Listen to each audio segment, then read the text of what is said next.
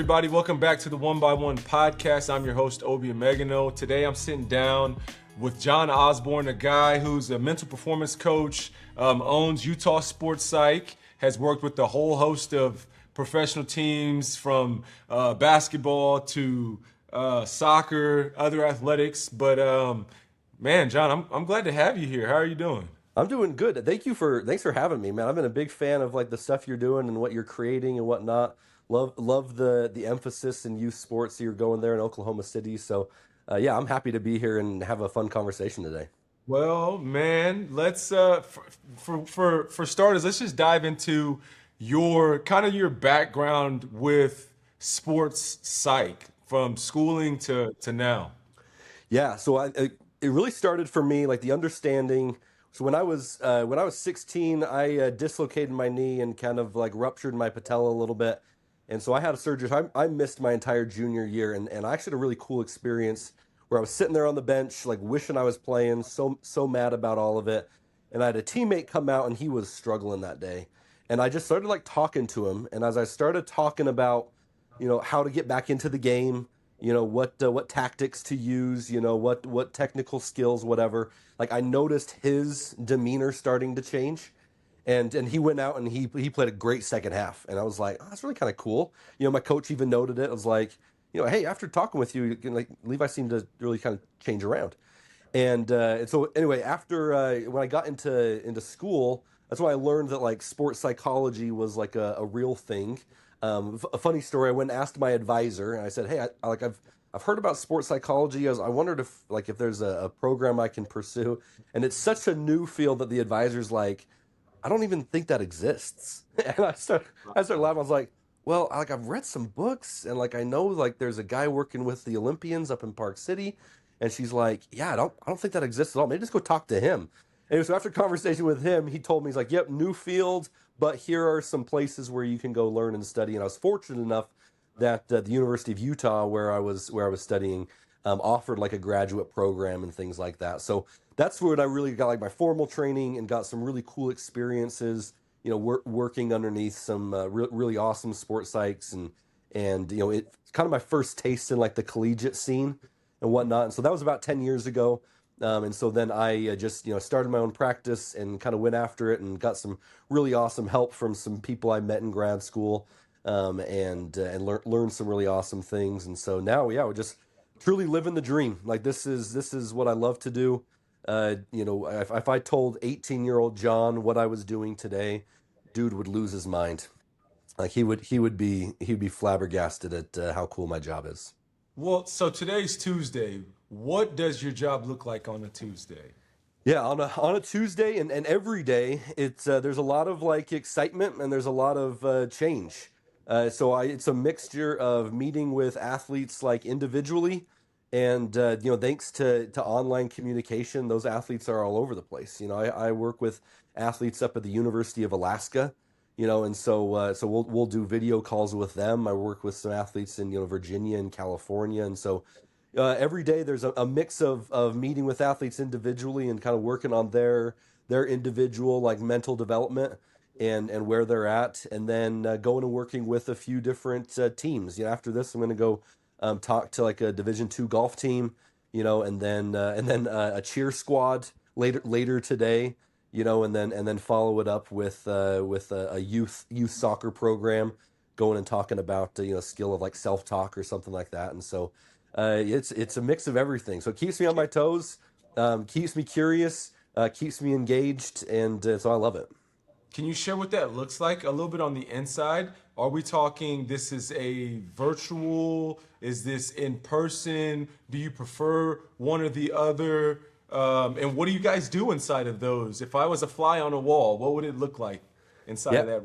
yeah. So a lot of those virtual appointments and individual appointments in general are just really specific about to what the athlete's experience is, right? They have either we've developed a plan and we're pursuing it, that we need to learn X, Y, and Z skills, or they're coming to see me for the first time and they're just like, here's a problem, here's what I'm noticing, here's something I want to get better at, right? Can you help me? Can you guide me a little bit into what that might look like? And so we get really personal. and with what their experience was. I think I asked the question, "Hey, tell me about a time when," probably more than anything, because I want them to be able to know that this skill they want to develop or this weakness that they see hasn't always existed. I want them to tell me about a time when they did feel confident and they're able to. And then we learn some lessons from their past experiences, and then tell me about a time when that confidence seems to be lacking, and we just they tell me about that time, and we kind of compare and contrast and look at the differences, and then we start to get really deliberate with the habits that we build each and every day. Particularly with confidence, right? Confidence is built with consistency, with like the daily habits and routines that we have, and so we talk a lot about those. A lot of my team sessions are in person.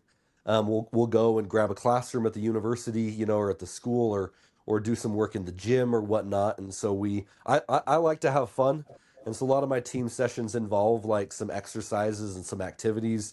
My aim with those is always to just help them be memorable, right? Like I never believe that like what I say on a random Tuesday is going to stick with you long enough for Championship Friday, right? And so, but hopefully, like the activity or the exercise will be memorable enough so when coach says, "Hey guys, remember when we were doing this with John?"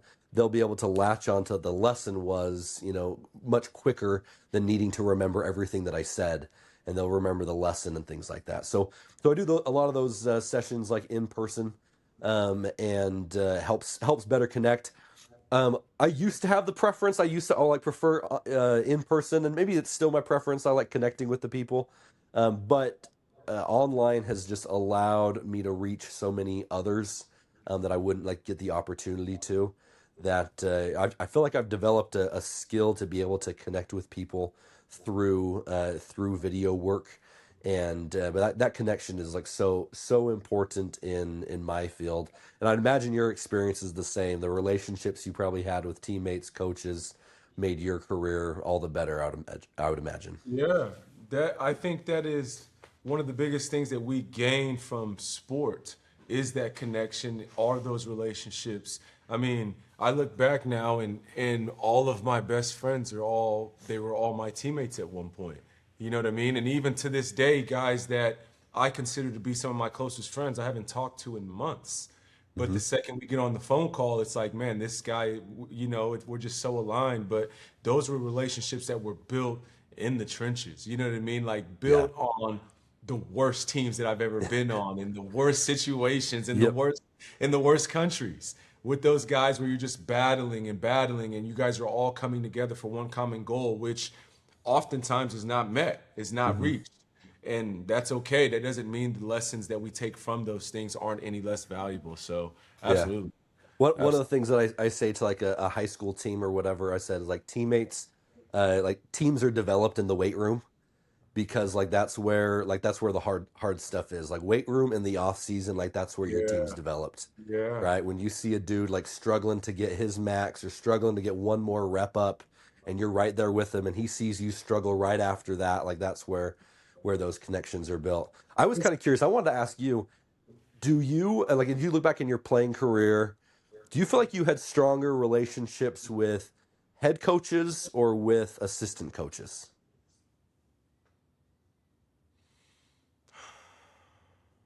Me personally, when you say, well, so here's my thing. When we say stronger, I guess we'd have to define what stronger is. So Sure. and here's what I mean.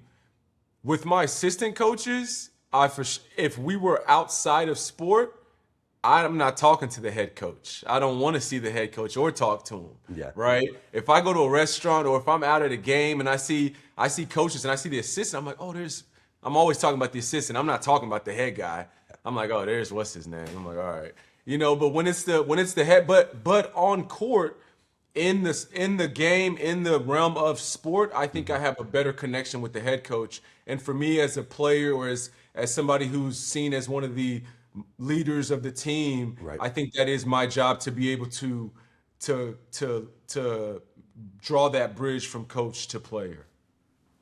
I really like that perspective. You know, I asked that question because I end up seeing a lot of like youth athletes who are like struggling with their coach, right? And it's whether it's the youth or the parent or whatever, and they come in. And there's one of the things I always describe is that like the relationship between assistant coach and athlete is going to always be different than head coach and athlete. And so you can't, you can't ever like judge like how a coach sees you just based on how like the relationship is, right? Because head coach has just got so many different things going on, and paying attention to all those different things that sometimes the player can feel like, that they come second, and I describe them like, yeah, you kind of do come second, but like that's not But bad. I have that conversation with guys all the time, guys and parents also who are talking about the coach, and it's just it drives me crazy Absolutely because nuts. you can't you're playing on the coach's team. You know what I mean? And for Hmm. me, like from a standpoint of trying to accomplish my goals, I need him. Hmm. I need that. I need the coach. And Hmm. so to argue with guys who are arguing with the coaches, guys who are arguing with the refs, I never understood it because at the end of the day, I want to play coach, whatever it takes for me to get on the court. Right. And the more you argue with the coach, the less your chance of being on the court is, especially for a guy who's right there on the cusp. Now, if Hmm. you're a leader or something else, okay, that's different. But if you're a guy who is arguing about playing time or playing Hmm. or minutes or roles or shots Yep. or whatever sport touches, whatever it is, Yeah.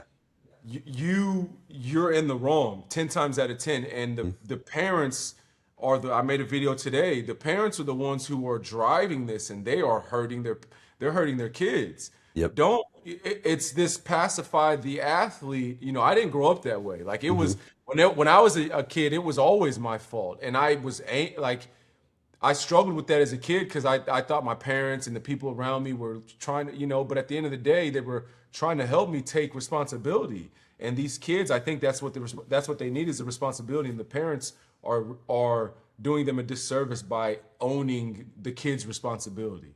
Yeah, because I mean, you can go to the fact like parent won't always be there, right? Although, man, I tell you, parents are man, they're really testing that fact. The number of times I've seen parents show up to certain things that I'm like, oof, that like your kid is way too old for you to still be in this room or whatnot. It's like kind Yeah, of yeah, crazy, yeah, right? But so yeah. besides that fact, right, is I feel like you learn a ton when you have that like first uncomfortable conversation with an adult, right? Or even a teammate, right? And Yeah. so so I agree with you when our parents like step in and take that away, that yeah, the parent is going to be better at having that conversation because they're more Sure. mature and they have experience, right? But like you learn so much from standing there in coach's office, feeling sheepish, asking for more playing time when you realize that like, yep, you know what? That dude deserves it more than I do. And you start realizing how silly it sounds, right? But it also gives coach an opportunity to build you up and be Yeah. like, you know what? Like, okay, you think you deserve some more? Well, like let's try that out in practice, and kind of give them a challenge and see if they rise to it, Yeah. And so I feel like you just take away so much when you step in, when you step in for an athlete. Yeah, no, I agree, man. I agree, and sometimes what you're going through as an athlete is unfair. Yeah, sports isn't fair. Hmm. Sometimes it's unfair. Yeah. And it's not my job to make you feel better in it. It's just Hmm. it's unfair, and it's one of those things you have to deal with. Hmm. And like I said, like not escaping that, because that's just part of life. That's part of learning, is like maybe you are better than that player that you want to be playing, but the coach is playing you less. Maybe that's true, but what are Hmm. you going to do about it? Yeah. What's a time, Obi, that you remember in like maybe your early career as you were like coming up, and not necessarily the first time, but what's this time that stands out to you, like one of the first times you remember being uncomfortable? Um, I guess you would have. I don't. I guess my answer to that would be the first time I had a conversation with the coach about my attitude, Mm. and he was my coach and a father figure to me, and he was just like, "Look, Obi, you're really talented. You're a good player, but a coach is gonna see that and is gonna write you off the list." So me, I used to get mad, and I would drop the ball and walk away, or roll the ball away, or argue with the ref. And he was like, "If you want to go play college basketball, they don't want to see you acting like that. You can't behave like that. You've got to be." And so Hmm. for me, it was just taking a step back and being like, "All right, I know this is a problem, and I know this is where I want to go, so I've got to do something about it." You know what I mean? Yeah. I So love that. Like this, your ability to stay in that discomfort, right? Instead of, hey, Obi, can we chat real quick? Oh, screw that, coach, right? Like walking away, throwing the ball. Would have never had that opportunity, would have never had that like realization that like when it came to your attitude, that like your dreams were on the line, right? This isn't coaches just being like, hey, I don't like coaching your attitude. It's like, dude, your aspirations, your dreams, like the 6 a.m. workouts that you've been doing, all for naught if we don't fix that attitude, right? Like that's so cool. Like I know I challenge athletes to stay in the discomfort as long as possible, right? Because that discomfort is teaching you something vital for anything that you want to be doing in your future, yeah, right? I mean, I'm even doing that right now as a parent. I spent like an hour and a half last night at the trampoline park with my 7-year old, trying to get her to jump off the highest thing. And I kept telling her, I told her after with all the love, I was like, hey, my love for you is not changing at all. I was like, I know that the rest of your life you're gonna have to be brave, like more brave than you can even realize. I was like, so we're gonna learn bravery in the trampoline park, yeah. right? And because like those moments are critical for what they're going to have to experience in their future. In your well, now that you're a dad, well, dealing with that situation with your daughter, in your experience, when we see athletes struggling, is it because of their mental state, or is it because more of their parent, the what's coming down from the parent? What do you see? Well, I think there's individual differences, and so it could it can be a smattering of things, right? Like yes, like I just had an experience just this past Saturday walking around like a local park where like I saw a mental struggle like a young quarterback was going through that was coming like perfectly from his dad.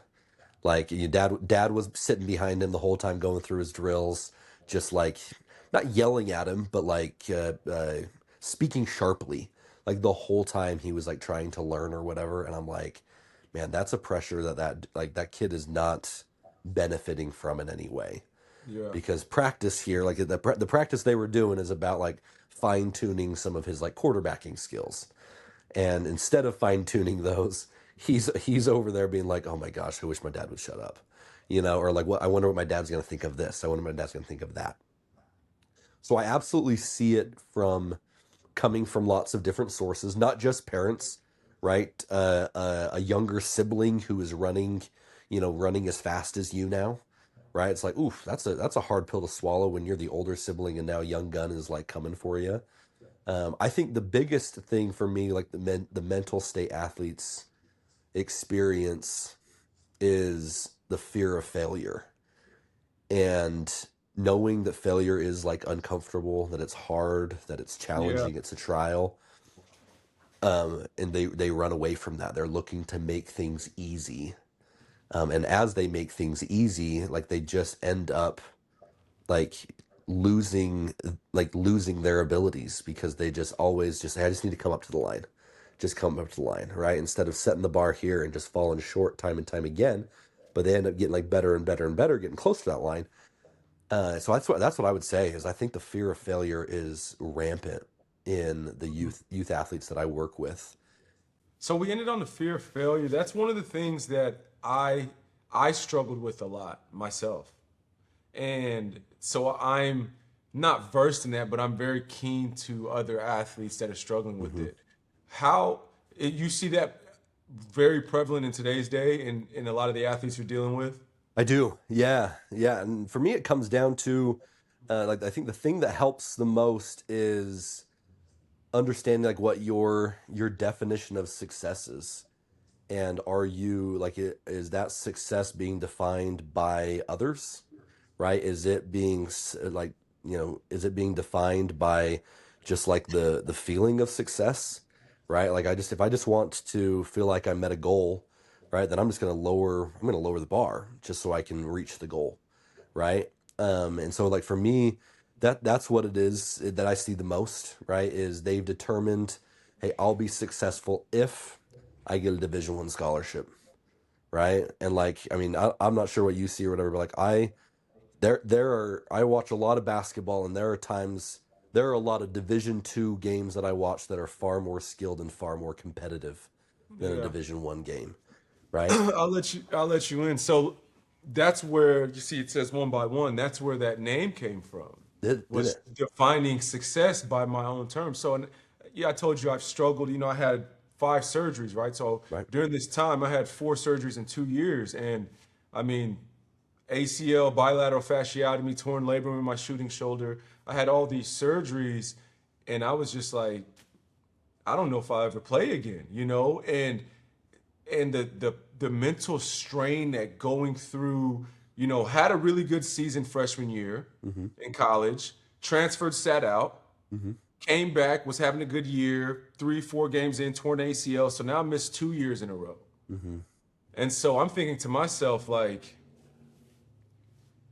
every day is just rehab, rehab, rehab, twice a day, bike sprints. And for so long, I couldn't play the game. I couldn't play basketball, the game that I loved to play. And so I had to figure out what a successful day to me looked like. Right. Because forever it was scoring all these points. Well, I couldn't score a single point. Yep. I had nothing to measure my success. And that boss, I found that boss at every level I went to. So I became a professional. Mm-hmm. And it was like, oh, well, now this is going to be easy. I came off averaging. I was one of the highest scorers in the NCAA. I go to be a professional in a second division. I get cut, and I'm like, wait a minute. Like, so what does success look like for me? What am I supposed to be doing? I didn't understand at that time, and so each year I started figuring out other ways to be successful, and figuring out how I needed to be successful. And so I started realizing, okay, well, being successful is just defeating whatever boss is in front of you. Mm-hmm. And we have all these things that we're worried about, we want to do. And so for me, I'll take it in basketball, for example. I wanted to score so many points. That's all I was known for, was scoring points. That's the only way I knew success. Mm-hmm. But then when I became a professional, it wasn't about how many points could Obi score. But that's the only way I knew how to measure success. And so I was fighting and trying to do that and realizing, okay, well, success really was I needed to play defense and be a better teammate. Mm-hmm. And that's what they wanted me to do at that time. And I kept butting my head into this wall and thinking that I was doing the right thing, but I was just completely misaligned. Mm-hmm. And so when I started to create this brand, it was like, all right, success for me during ACL surgery was each day figuring out how to bend my knee a little bit more each day, right? Success at Oral Roberts looked like I needed to be the best scorer on the court. That was success. Success in Madrid over here looked like I needed to play defense. That was success. And at each stage, just figuring out how to be successful. And I think that's what I try to teach my athletes now is like, the role that you're in today, maybe it's not the role you want to be in, but which one are you in today? Yeah. Which one does your team, your coach, remember the guy that we want to argue with, that he has a role for you. Yes. He's telling you to do this thing. So that's what you need to do. I know you're capable of all these other things, but this is the one he wants you to do. And this is what success looks like. Yeah. And so for athletes to understand that message, that to me changed everything. Absolutely. And that's where I feel like I can confidently say like success is a habit, right? Like success isn't a list of accomplishments, right? Success is a habit in that whatever situation I'm in, and like I see this and I try to get them to talk about this in like a micro way, right? That's like, hey, today's like Tuesday's practice. What does success look like today, right? What's your job today? What's your role today? What's coach trying to teach us today? Is it breaking a press, right? Is it free throws, right? Is it an offense, whatever, right? But like success to me becomes a habit by being able to identify what situation am I in, what do I need to do, like what does success look like today, and let me pursue that, right? Uh, I find that this pursuit of success really gets stuck when we start looking sideways, right? Mm. Rather than like at our journey in front of us, right? The like with ACL, recovery, right? Like success looked like bending your knee better, right? To the guy next to you in the recovery room, right? His success looked different. And if you started being like, okay, I'll be successful if I do what that dude's doing, like you're going to be left out to dry. Well, that's the thing, and I'm not perfect, and I did do that Hmm. 2 years ago, and that's why I'm able to speak on it, man. Because Sure. I remember I got injured. I tore my ACL 3 years ago, and a guy in the same league, a guy that I know, tore his knee up, patella tendon, all that. He was an older guy too, and he returned quicker than I did. Mm. And for a very long time, I was thinking, man, I'm gonna go play. I'm gonna go play. I'm gonna go play. And at each month, each couple months, wasn't playing. And I'm looking at him, and I'm like, man, what did he do? Right. Let me look at. I'm looking at his Instagram. I'm looking through trying to figure out what drills he was doing. Right. And I had to stop myself, and I'm like, okay, that's the trap. That's what we fall into. We fall into looking at everybody else. Man, you don't know what he was doing. You don't know what type of treatment he got. You don't know if there's stem cells in that knee. You don't know what's going on. Absolutely. You don't know. Hmm.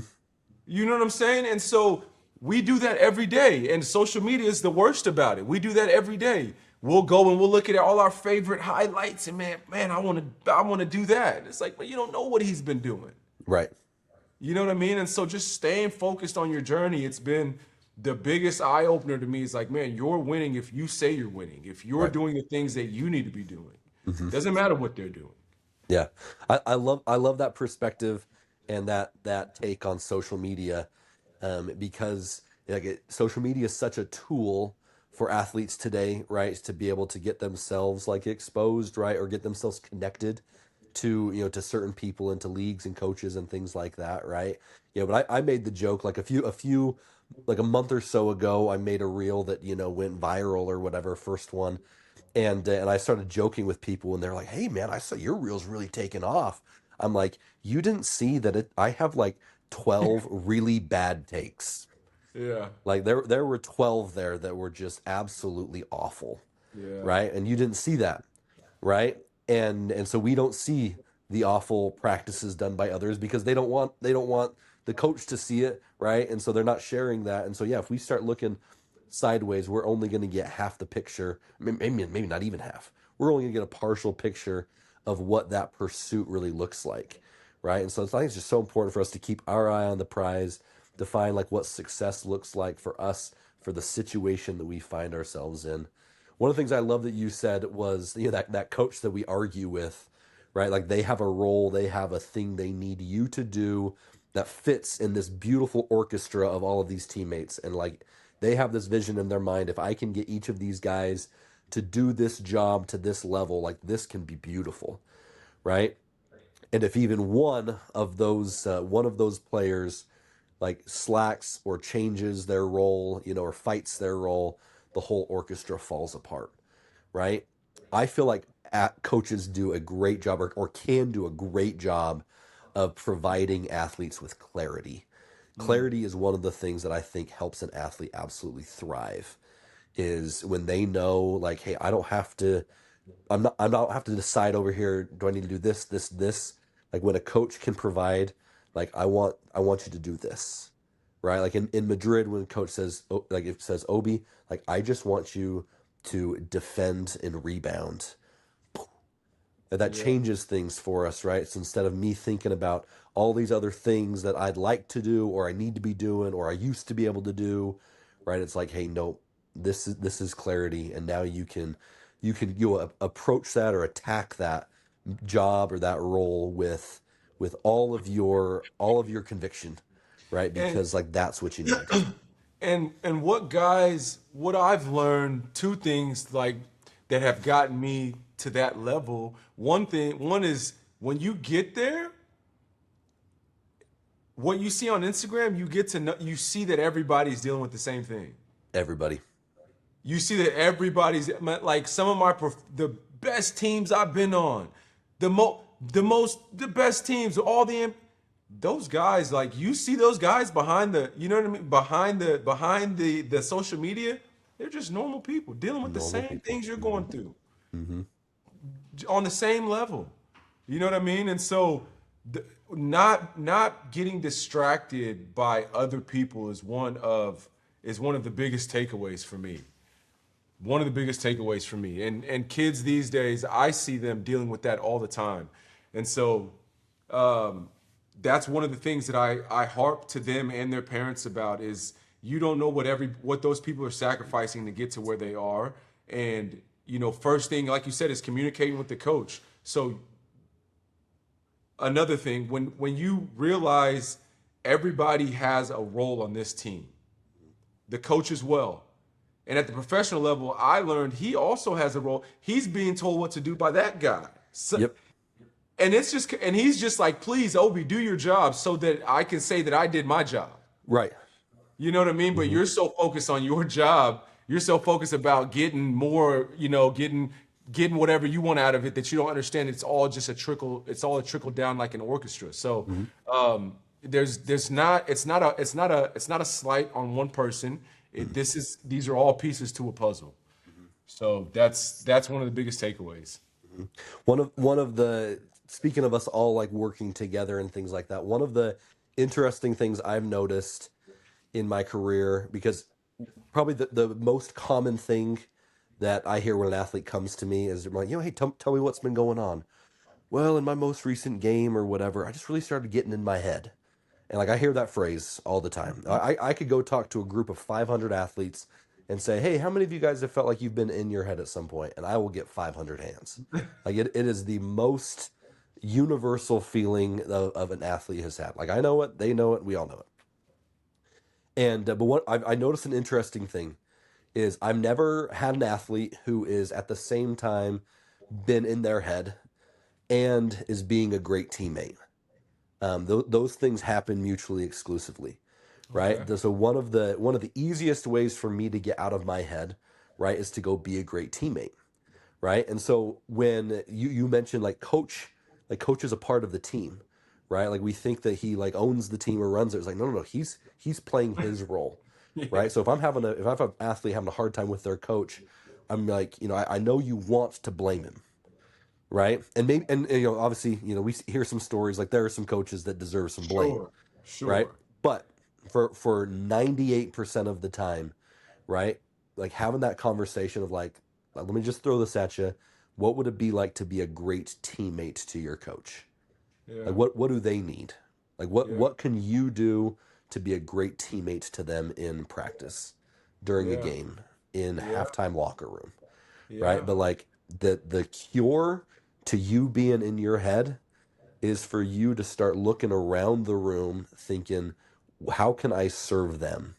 How can I help them thrive in their role? And I've seen it time and time again, athletes just completely change their attitude, their direction by that because they're no longer in their head.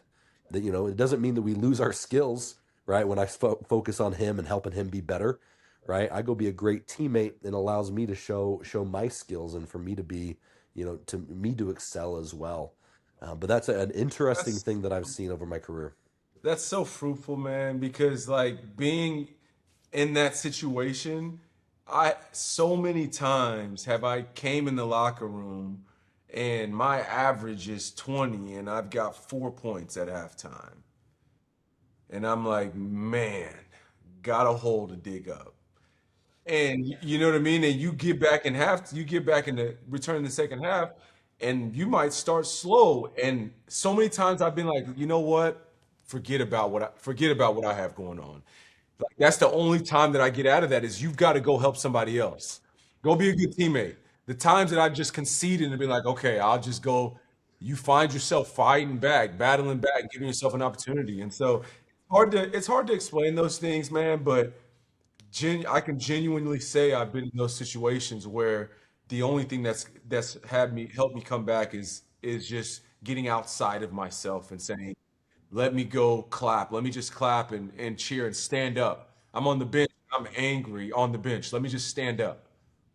Just stand up and clap the whole time. Don't sit there and sit back like this. Guys will sit there on the bench and sit like this and wonder why they're out of the game. Stand up. When somebody comes off the floor, stand up, shake his hand. I don't care. It's not about you, right? But it takes a lot to go be best friend with a coach who you don't like, who you're at home talking trash about, but then you got to go to the court and be a good friend to him. That's hard. It's hard. Right. But It's how hard. many times in that locker room, this is what I find like so interesting, right? Because the people just like listening to this are just thinking like, oh, averaging 20, you got four, like, okay, you can get 16, right? Or whatever. It's like, but that conversation internally actually goes, like this. It's like, okay, I need 16 in the second half, shooting 50%. So that means I gotta take like 20 shots. I got to get to the foul line this many times, right? And so now we starting to see why it's so easy to get in our head, right? Is that Yeah. I'm sitting there in halftime, game's not even played. This is not live ball, and I'm like, how do I get 18 shots, right? Yeah. How do I get to Yeah. the foul line six times when I haven't got to the foul line once because these refs, yada yada, right? Yeah. But so it becomes so easy to get in our head because that's a narrative that we just like Makes bend and sense. bend and build. It makes sense. It makes sense. It's like you're staring at this hill, and it just makes so much sense to be like, well, I'm 2 for 10 right now, and I've got 4 points. Oh God, like it makes sense to be like, well, it's not going to happen, but you have to fight against that if you want to give yourself a chance. And it's hard because you got to do that yourself, and nobody's going to do that work for you. Right. Yeah, but I'll add to that though, because you're absolutely right. No one's going to do that work for you, right? But it's interesting what happens when I start getting outside myself and start helping you achieve your goals, right? I be Oh that yeah. great teammate, right? And I'm sure you have this, like those close relationships that you have with teammates are the ones that like you helped them in their career, they helped you in your career, right? When we can turn ourselves into a helper, like I find that like it kind of endears our teammates to us, right? And they're just like, yeah, I don't want the worst for Obi. It's like, let's go help him as well or whatever, right? And so now this journey of getting 16 in the second half becomes like a little bit easier because on this play when I'm cutting to the basket, this teammate is actually going to look at me You this got time. people with you now. Yeah.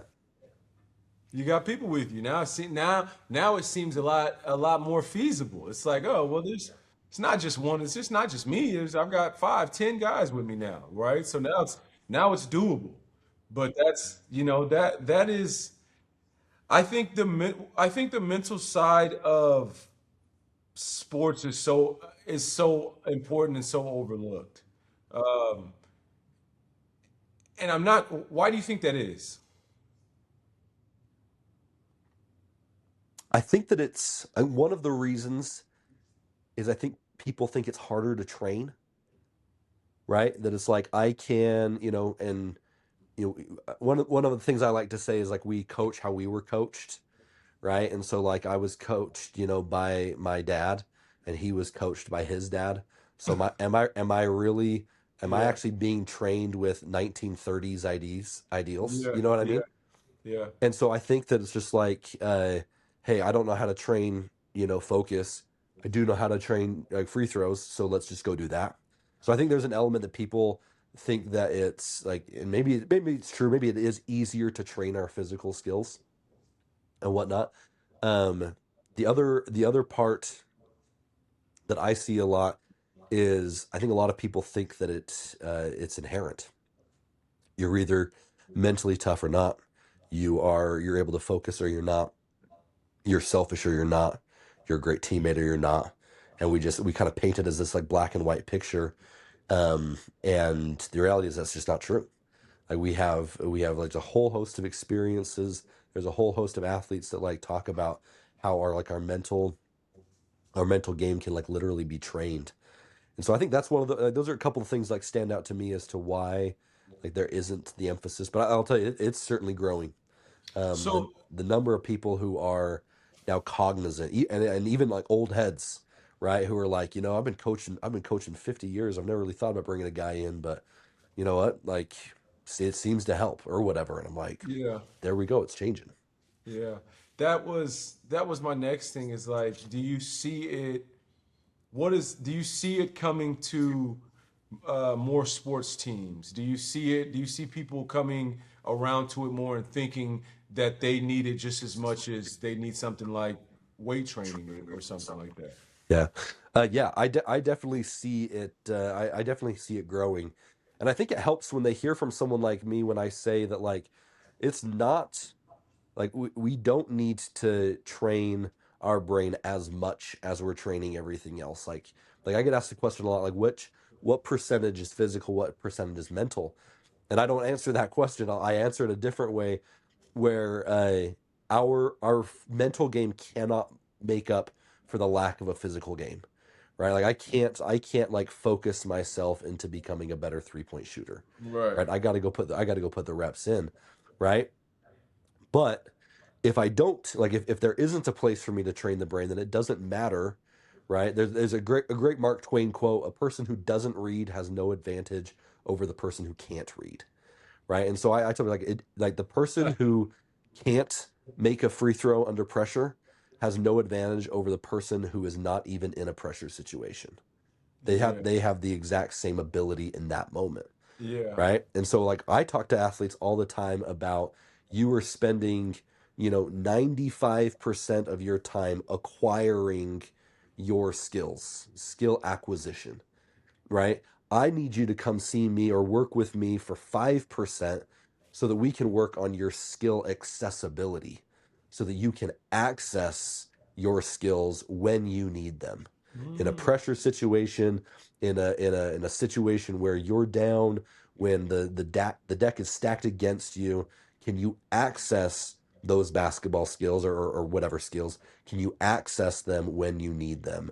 And to me, that's the reason behind a mental game. Like, that's what the mental game does for us, is it makes it so that I can access any of my physical skills when I need them, no matter the situation I'm in.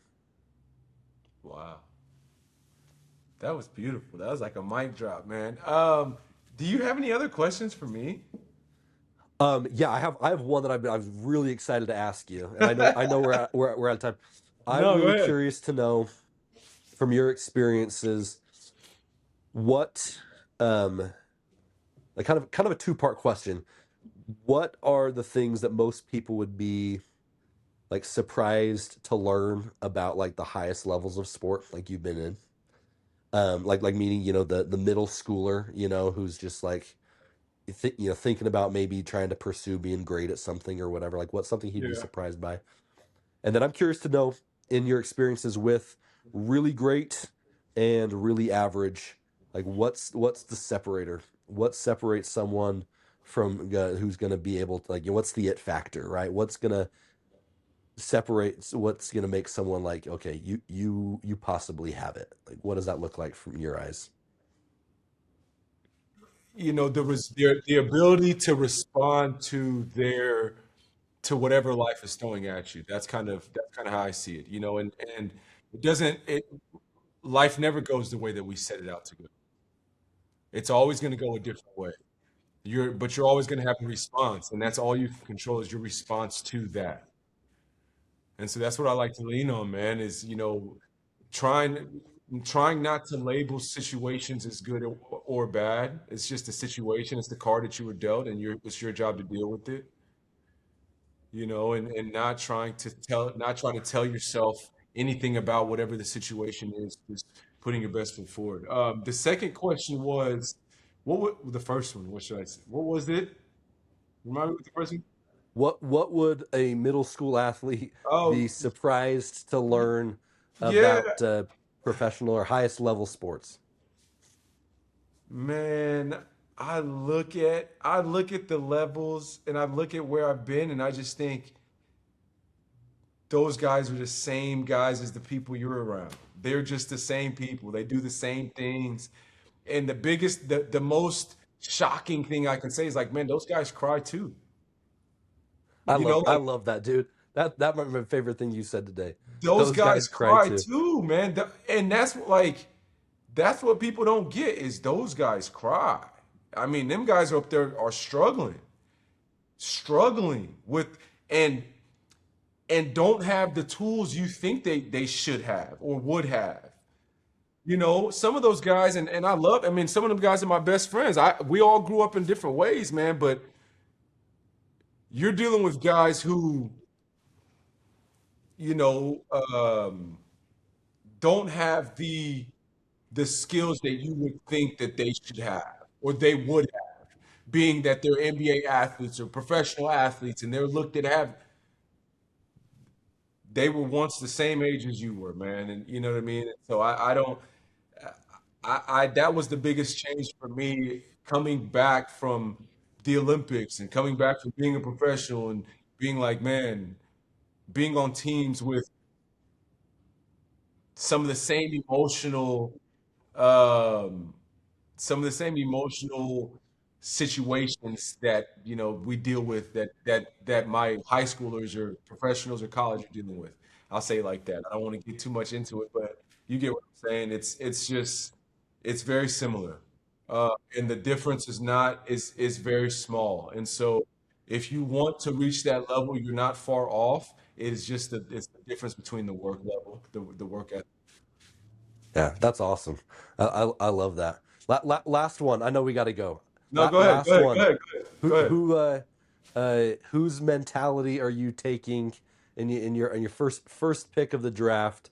Are you taking the Kobe Mamba mentality or Michael Jordan's killer instinct mentality? Not skills, mentality alone. Who wins the contest? Michael or Kobe?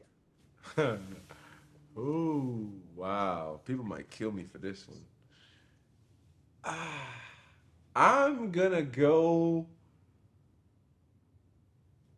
I'm gonna go with the Mamba. R.I.P. Kobe Bean. I'm going with Kobe. I gotta go with Kobe. I don't. I just gotta go. I don't know why. Who are you going with? I'm going with Kobe. I'm a big Kobe Okay. fan, All mentality right. wise alone.